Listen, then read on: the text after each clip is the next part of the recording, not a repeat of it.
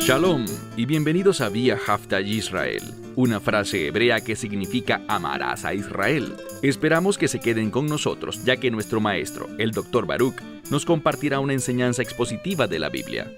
El Dr. Baruch es profesor titular del Instituto Zera Abraham, con sede en Israel. Aunque todos los cursos en el instituto se imparten en hebreo, el Dr. Baruch se complace en compartir esta enseñanza en inglés con doblaje al español.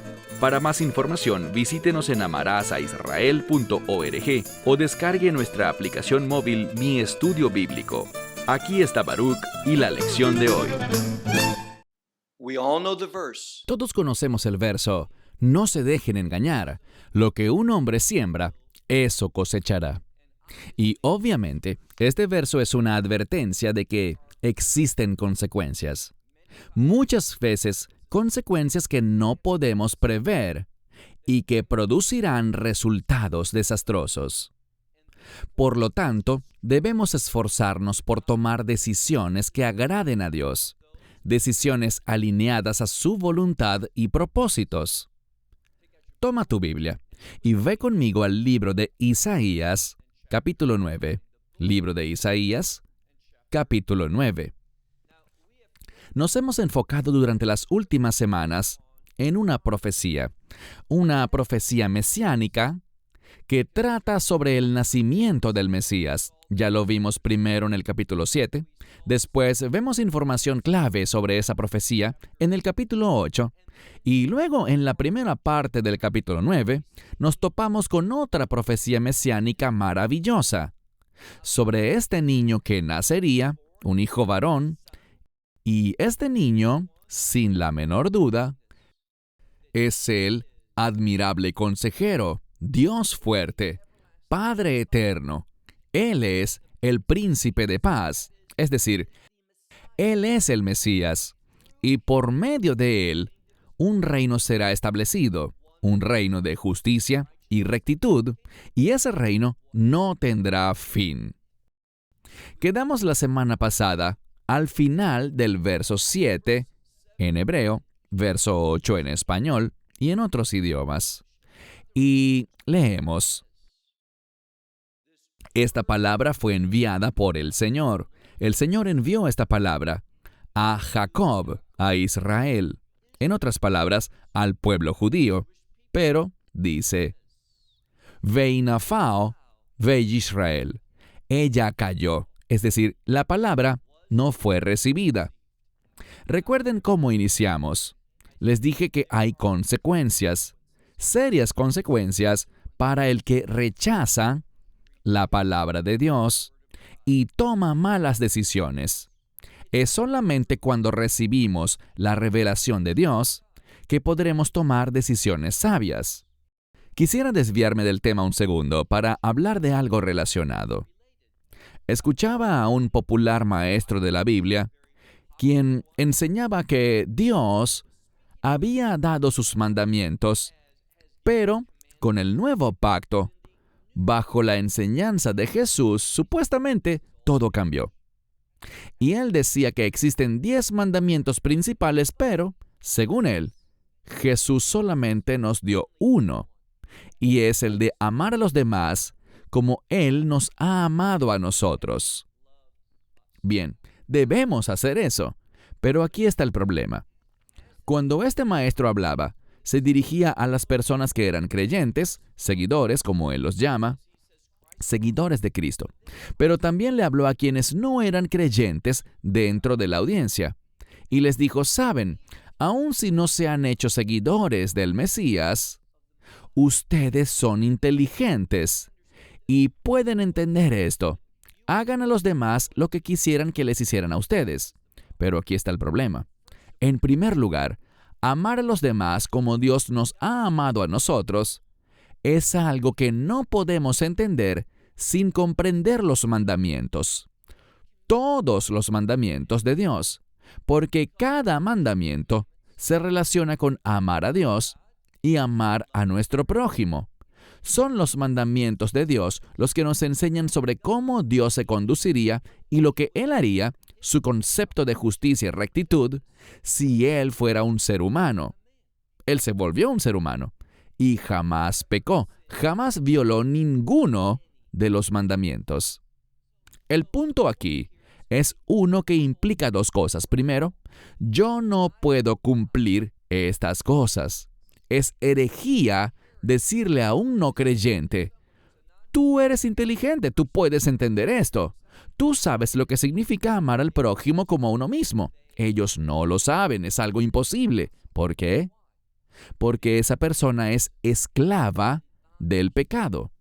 Solamente a través del Evangelio, solamente recibiendo ese mensaje de perdón, es que podemos empezar a entender y luego crecer en nuestra comprensión de la revelación de Dios, de sus propósitos, y con el Espíritu Santo ahora tenemos el potencial de implementar esa verdad a nuestras vidas. Entonces, esto solamente es para los seguidores del Mesías. Y es una falsa doctrina decir: podemos simplemente deshacernos de todos esos mandamientos del Antiguo Testamento para obedecer solo uno.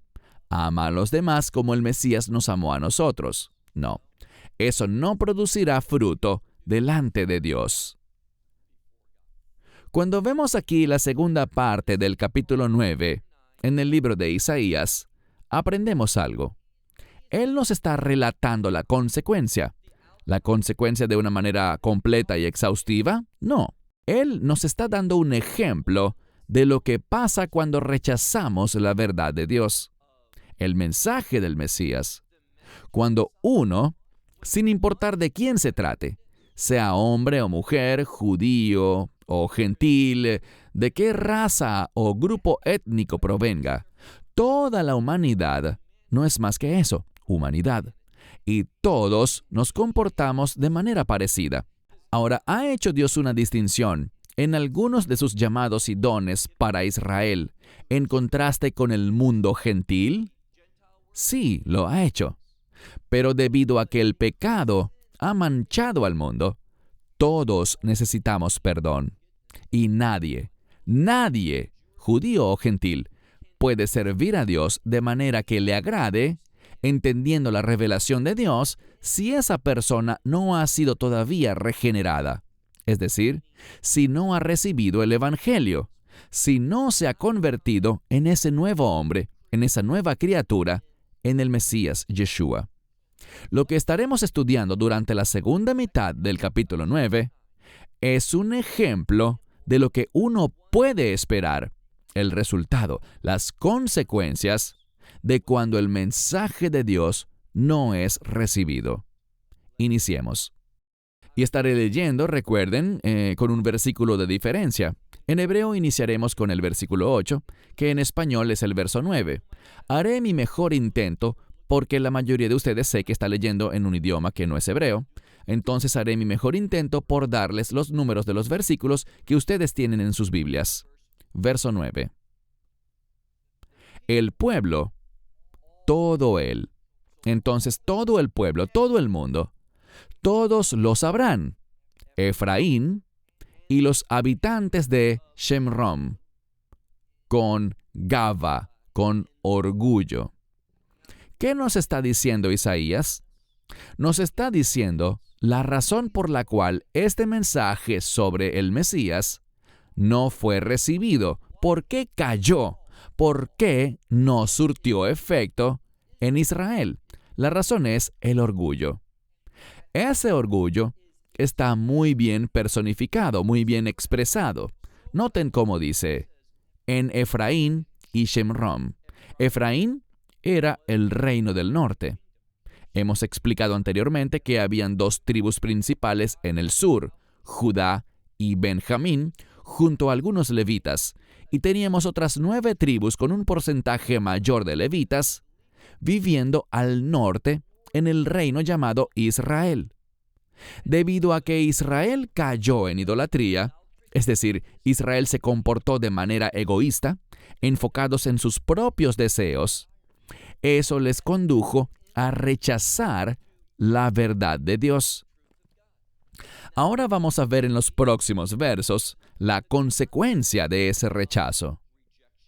Entonces, Efraín, esta es una tribu, pero se volvió el nombre proféticamente de todo el reino del norte.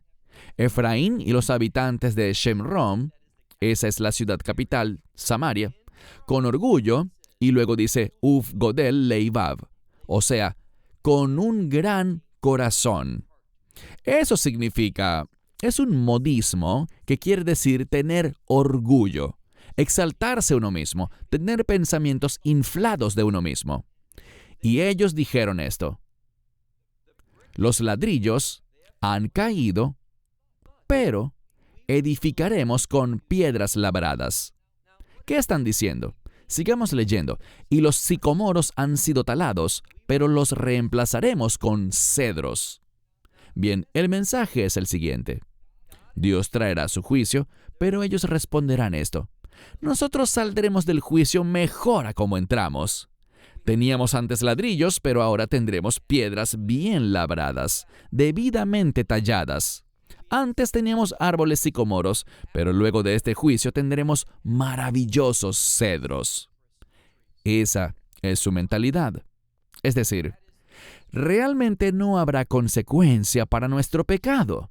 Simplemente nos vamos a sacudir el polvo y haremos todo mejor, a pesar del desagrado de Dios por nosotros. Es una profunda rebeldía. Pasemos al verso 11. Y el Señor exaltará, levantará, elevará a los enemigos de Resín contra él. Esto tiene que ver con el reino del norte. Y dice que Dios traerá, Él le dará poder al enemigo de Resín. Y dice, con sus oponentes, Él lo hará contender. El sustantivo hebreo de este término es siksuk, que significa conflicto. Él tendrá conflicto con sus enemigos y sus adversarios, con quienes se levanten en oposición a Él. Aquí está el principio bíblico. Cuando una persona le dice no a Dios, yo no voy a recibir la revelación de Dios. Yo no voy a tomar la verdad espiritual e implementarla a mi vida. ¿Qué ocurre? Dios capacitará al enemigo para que venga en tu contra. Él usará al enemigo y tú tendrás conflicto. Pasemos al verso 12. Aram, esta es Siria, Siria de antemano, y los filisteos después se comerán a Israel con toda la boca. En todo esto, una vez más, leamos el texto. Dios quiere que entendamos la historia. Históricamente, ellos han sufrido ¿a manos de quién? De los sirios y los filisteos. Es un hecho histórico. Y ahora dice que ellos se comieron a Israel, Bikop Hei, con toda boca, es decir, de todos los modos posibles. También podría entenderse Bekozot, esto significa, sin embargo, su ira no fue disipada. Entonces, a pesar de que hubo gran sufrimiento por ese reino del norte, de lo cual hablaremos más adelante, sabemos que el reino del norte no existió más. Fue destruido. Los exiliados jamás regresaron de una manera formal. Sabemos que a medida que nos acercamos a los últimos días, ese no será el caso. Dios hará regresar las tribus del reino del norte, de vuelta a la tierra de Israel. Creo que es algo que ha empezado ya. Pero, dice aquí, a pesar, eso significa bejousot, sin embargo, a pesar del hecho de que su ira no se ha disipado, todavía su mano está extendida. Entonces, aún en medio de que la ira de Dios está siendo derramada sobre esas tribus del norte, Dios sigue ofreciéndoles en medio del castigo aún les extiende su mano dispuesto a recibirles si ellos se arrepienten. Si se arrepienten, se vuelven y aceptan su verdad. Esta frase al final del verso 13 se repetirá 3 veces. Lo veremos en este pasaje. Avancemos, verso 13. Y el pueblo no se arrepintió ante aquel que los golpeaba. Lo que esto significa es que aunque Dios los disciplinaba, ellos no se volvieron a Él, no le respondieron. Y al Señor de los ejércitos ellos no buscaron. Ellos conocían quién era el que los golpeaba, ellos sabían que Dios estaba disgustado, pero no se arrepintieron ni le buscaron. Y esta es una palabra fuerte, que implica buscarle, rogarle, haciéndolo de manera absoluta, completa e intensa. Pero ellos no hicieron eso. Lo que descubrimos aquí una y otra vez es que la gente sencillamente no estaba interesada en tener una relación con Dios. ¿Por qué? Porque querían hacerlo a su manera, querían satisfacer sus deseos, y aquí está el problema. No puedes tener ambos. Si tú oyes los deseos de tu carne, el mensaje de tu naturaleza carnal, dirás, esto es lo que quiero perseguir. A esto es a lo que dedicaré por entero mi vida. De ese modo no puedes tener una relación con Dios, no oirás su voz. No tendrás poder, no tendrás iluminación, ni recibirás su provisión de manera alguna. Verso 14. Y el Señor cortó de Israel, ¿qué cortó? Dice aquí, la cabeza y la cola, la rama de palma y el junco, Yomajá. Esto tiene, aunque usted no lo crea, un mensaje de esperanza. Vemos muy claramente aquí que esta acción de cortar implica un juicio. Es una consecuencia, y no lo explicaré demasiado, pero la palabra para cortar está vinculada a un pacto. Y sabemos que los pactos acarrean bendiciones o maldiciones. Así que debido a que ellos no respondieron fielmente al pacto, no serán bendecidos, sino que serán maldecidos. Y a esto es a lo que se refiere, que Dios cortará de Israel la cabeza y la cola, la rama de palma y el junco o la caña, como quieras traducir esta palabra, agmón. Y vemos a continuación que lo que dice al final es Yom Echad, en un día. Bien, un lugar donde aparece Yom Echad es en el libro de Génesis, capítulo 1, y también lo encontramos en el libro de Zacarías. Y de lo que habla es de la primera creación y de la segunda creación, o sea, el reino de Dios. Que Dios puede hacer las cosas muy rápidamente. Dios puede producir cambios así de rápido. Y el mensaje aquí, cuando lo analizamos, es que Dios lleva a cabo este juicio, pero tiene un propósito, y ese propósito es producir cambios en la nación. Y luego se vuelve más específico. Avancemos al verso 15. El anciano y el honorable es la cabeza, y el profeta, y esto habla de un profeta mentiroso, un profeta de Baal y Acera, el profeta y el falso maestro es la cola. Entonces, debido a un liderazgo impío, debido a quienes eran vistos como honorables en ese tiempo, debido a sus líderes, a los profetas que tenían y los maestros que les enseñaban, gracias a todos ellos vino el juicio. De eso habla aquí, que Él cortará a todo este liderazgo inicuo. Verso 16. Y ellos serán, ¿quiénes? Los líderes. Y este término tiene que ver más con una guía. Leemos aquí que los guías de este pueblo, ¿qué hacen? Ellos los conducen al error, los dirigen mal, provocan que se descarríen. Y aquellos que son guiados, que son dirigidos, serán tragados. ¿Detectan el principio? Esto pasa cuando seguimos un liderazgo inapropiado. Por esto es que es tan importante que prestemos atención, porque los líderes debemos basarnos sobre esta palabra. Un líder fiel enseña fielmente la palabra de Dios.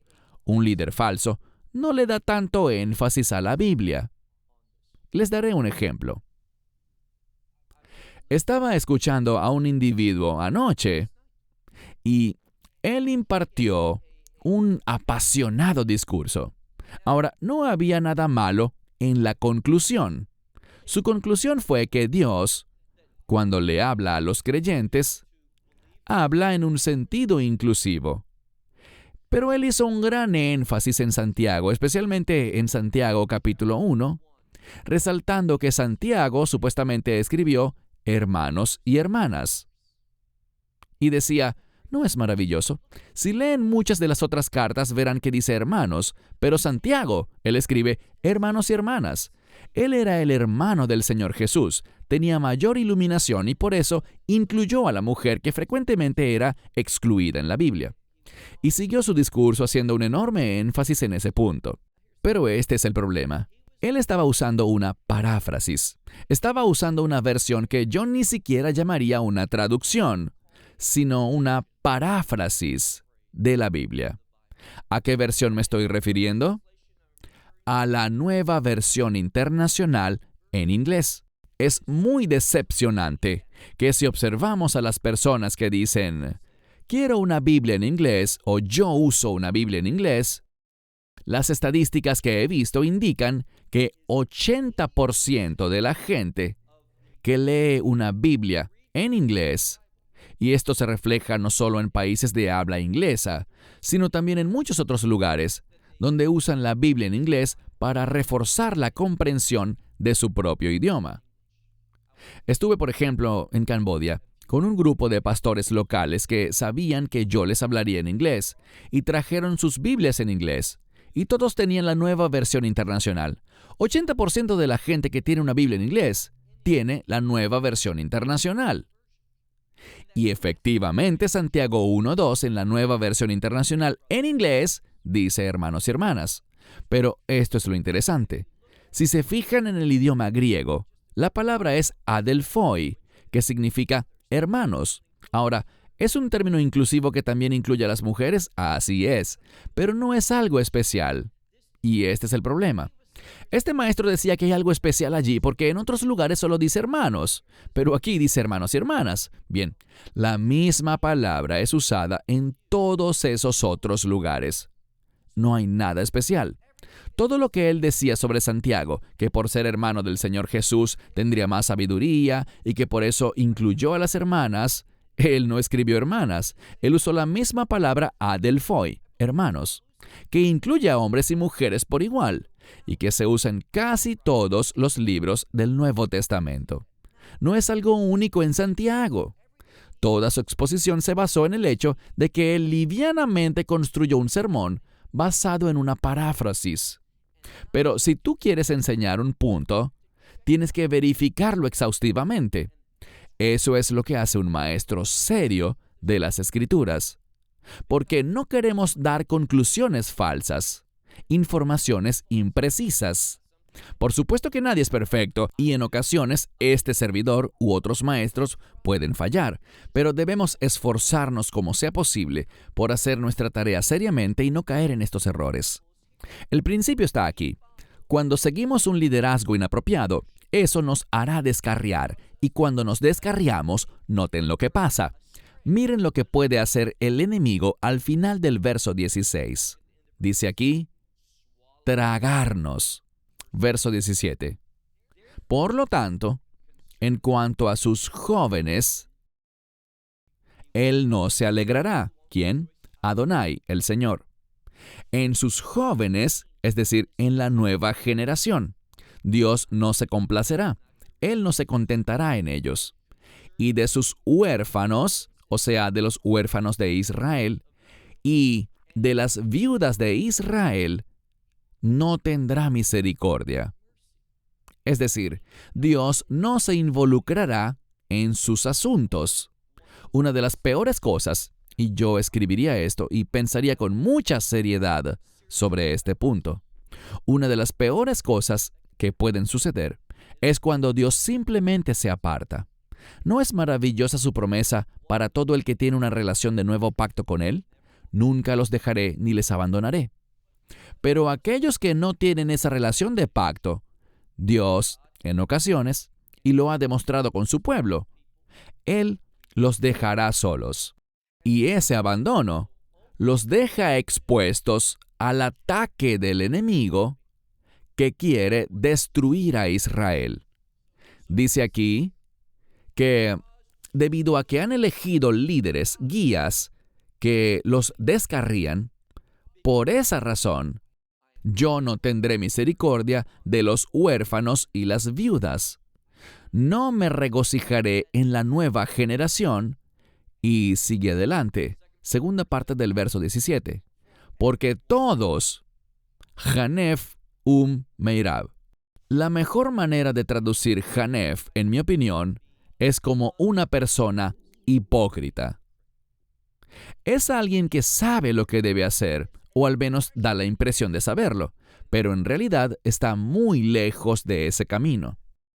Dice, Hanef Meirab tiene que ver con uno que es un hipócrita, que practica la maldad y la perversión. Y todo lo que sale de su boca habla nevilá. Algunas Biblias colocan despropósitos, pero es más que eso. Se trata de algo que es, la misma raíz puede ser usada para describir un animal al que han matado y que ha quedado al sol y que está descompuesto y podrido. Es algo realmente repulsivo. Y lo que Dios nos dice es esto: cuando seguimos a un liderazgo inadecuado, cuando nos descarriamos, Dios no se complacerá con nosotros y nos volveremos hipócritas, que operan en maldad, y todo lo que digamos será repugnante para Él. Pero mira al final del verso 17, segunda vez que nos topamos con esta palabra, Bekozot lo shab apog, a pesar de que su ira no se ha desviado, todavía su mano sigue extendida. Aunque Él los está castigando, está dejando que reciban las consecuencias de su desobediencia, de su rebeldía, pero en medio de todo eso, y eso demuestra el poder de aquel viejo pacto, de ese pacto entre Dios y los hijos de Jacob. A pesar de que Dios es santo y justo y debe castigar el mal, Él sigue extendiendo su mano. Les llama, les extiende misericordia, pero ellos deben arrepentirse. Verso 18. Porque la maldad arde como fuego.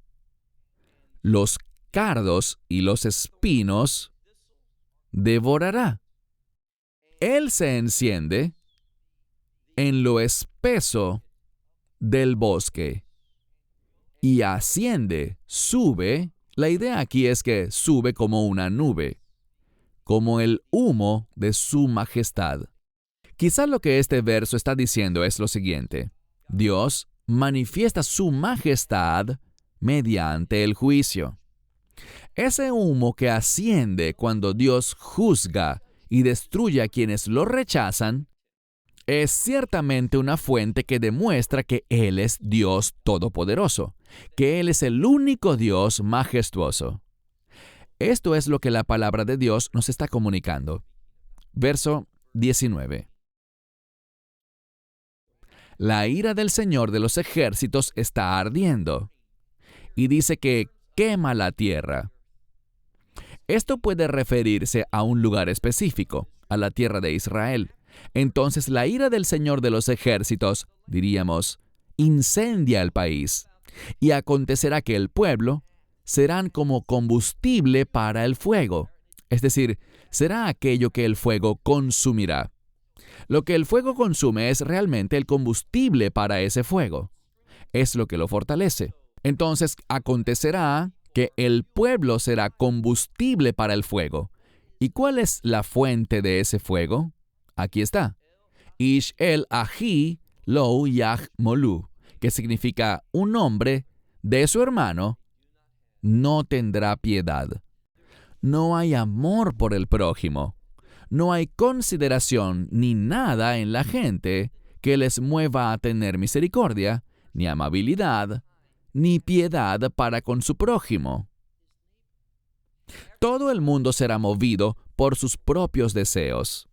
Y, por cierto, cuando te fijas en el nuevo pacto, cuando miras lo que escriben Timoteo y Pedro, se darán cuenta, sin la menor de las dudas, que ese mismo tipo de egocentrismo será precisamente la característica del mundo en los últimos días. Y esto es lo que nos está enseñando Isaías, verso 20.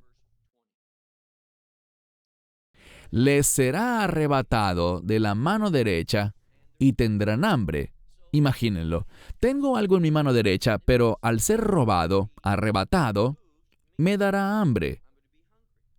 Y lo que fue comido por el lado izquierdo no satisfará. La palabra que viene a mi mente es mituskal. Es la palabra hebrea para estar extremadamente frustrado. Es lo que dice aquí. No habrá satisfacción. Habrá un gran vacío. Un vacío doloroso. Cuando tienes hambre y tu estómago está vacío, es algo incómodo. Son como esos dolores por el hambre. De esa misma manera la gente sufrirá. No habrá satisfacción ni deleite. Dice, lo que se roba de la derecha causa hambre. Lo que se consume de la izquierda no satisface. ¿Y cuál será el resultado? Noten la desesperación. Ish besar zarou yoheinu. Un hombre, y la implicación es todo hombre, la carne de su brazo, esto habla de la parte superior del brazo, aquella que representa una porción muy especial del animal ofrecido en sacrificio. Algunos dicen que eso muestra que cuando uno no da lo que por justicia pertenece a Dios, estaremos en una situación de extrema miseria. Pero aquí el significado simple es que habrá tal hambre que la gente empezará a morderse, a comer la carne de su propio brazo. Verso 21, nuestro último verso por el día de hoy. Manasés con Efraín y Efraín con Manasés está hablando del reino del norte y se refiere a Efraín y Manasés, lo que implica la siguiente generación. Bíblicamente, y los rabinos lo entienden bien, siempre que vemos una referencia a la siguiente generación, ¿pero por qué hablo de la siguiente generación? Porque Efraín y Manasés no eran parte de los 12 hijos de Jacob. Ellos eran hijos de José, eran la siguiente generación. En esa siguiente generación debemos buscar al Mesías. Ese es el principio, preparar a la siguiente generación para la venida del Mesías. Eso es lo que debemos hacer. Pero lo que dice aquí es que esa siguiente generación de manera unida serán Yahdav, Heima, Ao Yehudá. Ellos unidos contra Judá. En vez de servir a Dios, no, el espíritu aquí, lo que temían ellos durante los días de Isaías, recuerden que en el capítulo 7 vimos que el reino del norte procuró atacar al reino del sur. Una guerra civil. Todo hombre contra su hermano. De esto se habla aquí.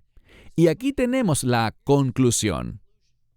A pesar de cuán mala esté la situación de este conflicto entre el reino del norte y del sur y todo lo que se relaciona con eso, a pesar de todo lo que dice la Escritura, Dios no removió su ira.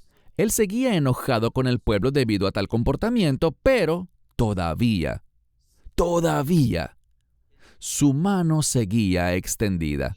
Incluso en medio de tal conflicto y rebeldía, y de que Dios derramara su juicio, tenemos incluso el término ira sobre su pueblo.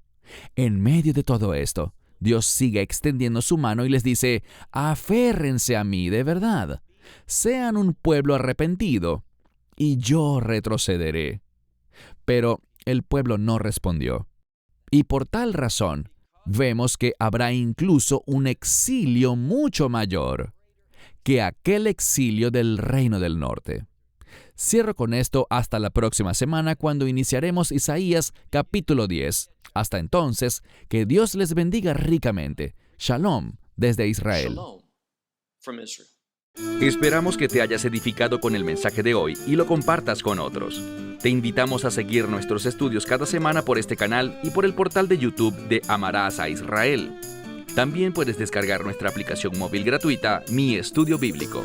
Finalmente, para obtener más información sobre nosotros, visita nuestra web amarasaisrael.org, donde encontrarás otras conferencias de Baruch en audio, video y texto. Hasta el próximo programa. Que el Señor te bendiga en Yeshua HaMashiach, Jesús el Mesías, mientras caminas con Él. Shalom desde Israel.